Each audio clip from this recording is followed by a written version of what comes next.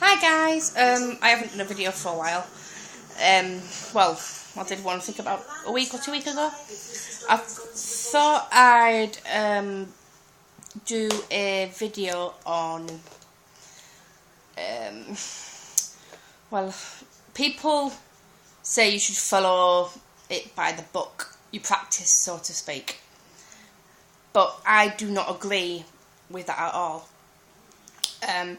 People say you should follow the book because that's part of what you're supposed to do.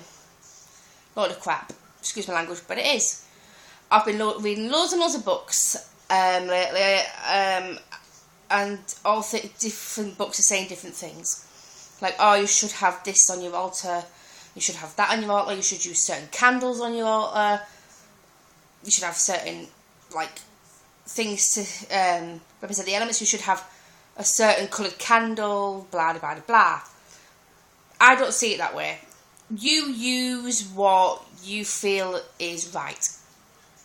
I read in a book that you should have a gold and silver candle to represent the god and the goddess. You don't have to have a gold and silver candle if you don't want to. You can have 2 white candles, because white represents anything, really, doesn't it? You can have it for anything. I don't have gold and silver candle as my god and goddess candle. I don't feel like you need to have that.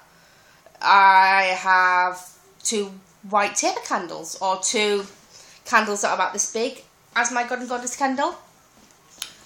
You can have any kind of colour for god and goddess candle if you wanted to. I've actually used pink before because I thought pink represents like feminine, so I used a pink candle once for the goddess, and for the male I used like a dark blue once to represent him, because I thought blue is like male.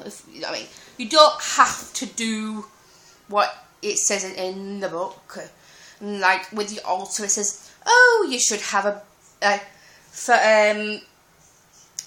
you should have a bell on your altar. You don't have to have a bell if you don't want to represent air. You can have a feather. Or if you don't have a feather, you could use an incense stick, which represents air for the smoke. It's silly, really, isn't it? People who are just starting out think that they have to go by the book, and that's what they do. But you don't really need to do that. I've never, ever gone by the book. I've gone with my own intuition and did what I feel was right for me. First time I set out my altar, because I never used to have an altar before. So, first time I did an altar was for Yule last year. Was my first ever altar I ever did. And it says, oh, have a gold and silver candle to represent the god and the goddess. I thought, no, I don't feel that I need to put a gold and silver one on. I'll put 2 white ones. So that's what I did. And it says, I read in one book, if you don't have the appropriate god and goddess candles, your ritual will not be the same. That's a lot of crap. A ritual, doesn't matter what candle you have. White you can use for anything, so use a white candle. My rituals always go okay, even, you know what I mean, if it says use a green candle for the god and maybe a red candle for the goddess or something, because I've read that before. I never used that. I just used 2 white ones. Still worked, still happened. Ritual went fine. So you do not have to go by the book at all, seriously. This is a thing for beginners. Everyone reads the books and thinks, oh, I better get this, I better get that, I better get this, I better get that. But half the things that you say you need are really expensive to buy. So you don't need to go out and buy them things. Use things that you have in your house. Like for a cauldron, you can use a ceramic pot that you have in the house. Like if you have little candles, like tea light candles, use tea light candles for your spells. You don't have to go out and buy these elaborate, big, huge candles. Like say they said, you need 6 green candles for this money spell. Big taper candles. You don't have to use the taper candles.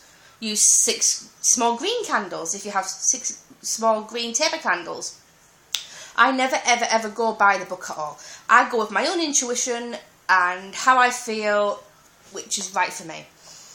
If you feel like, if it said ask for a love spell for passion and ask for a red candle, and you don't feel love represents a red candle, it represents a pink candle, you think pink candle represents love to me, use that pink candle.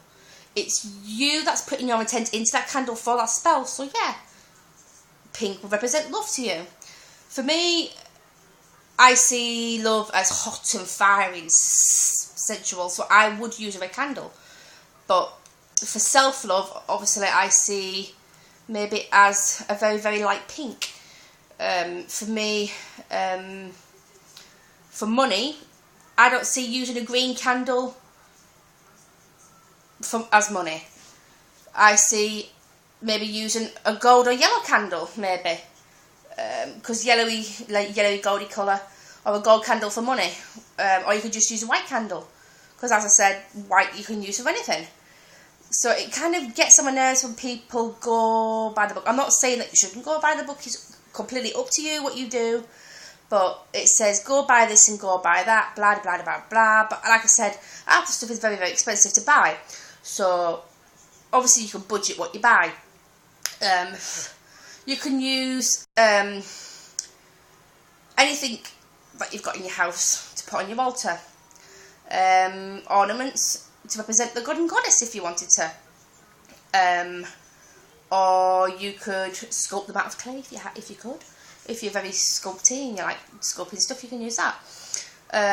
For a pentacle, they say you should have a pentacle disc or anything in the middle of your altar.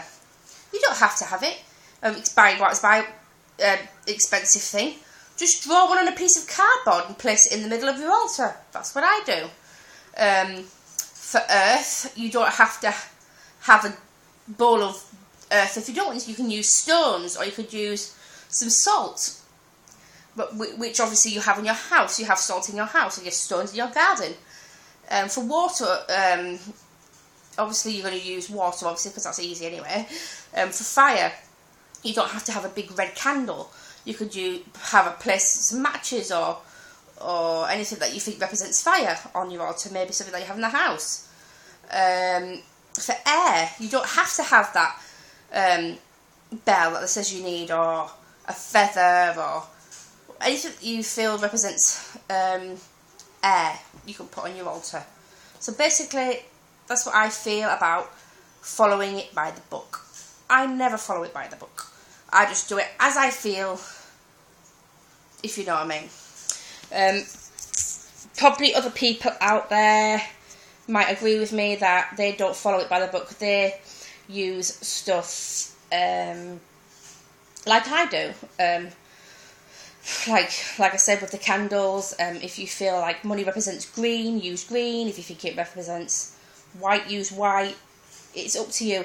You're putting that intent into that candle. So it's not the colour, it's your intent that's going into the candle to work the spell, obviously. Like I said, I see money as gold, but if I don't have gold, obviously I'll use a white candle and write the word money on the candle. Yeah, that's how I feel anyway. I'm just babbling on now, but I don't see that you have to do everything by the book. Obviously, I believe in the karmic rule, and yeah, I see that by going by the book. I see that karmic rule, so yeah, I never send out anything back. Anything bad, I should say.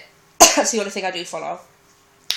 But yes, that's how I feel about following it by the books that you read in Wicca and paganism, or whatever you follow, obviously. Please give me a video response or a comment on what you feel about this video, and if you follow it by the book. Okay, I'm going to go now, and bright blessings to you, and blessed be. Mwah.